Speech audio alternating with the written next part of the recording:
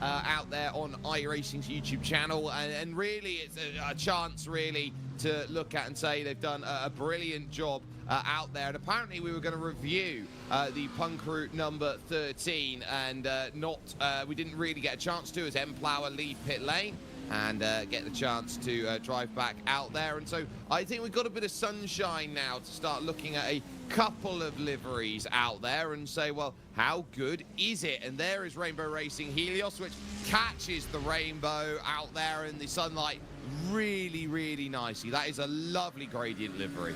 Indeed. We was going to do a review earlier at about 1 AM, but it was a little bit too dark, so we got a quick glimpse of it every time they passed a slower car. But it's nice to see the Rainbow Racing livery. It's like a glittery pattern with the, which I said earlier to, I think it was when I was with Howie, that I don't know why I expected the red to be at the front and the purple to be at the back, but it's the opposite way around, which I didn't expect. But it's a nice livery. I love the colour dynamic over the car, and in the day it absolutely shines out on track. So yes, review, I'll give it a solid 8 out of 10 in my opinion.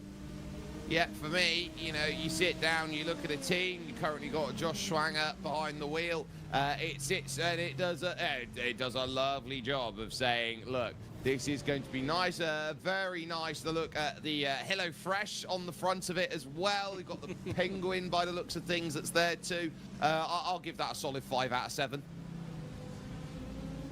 5 out of 7. That's an odd one. I've never heard that measurement of review before, but it works.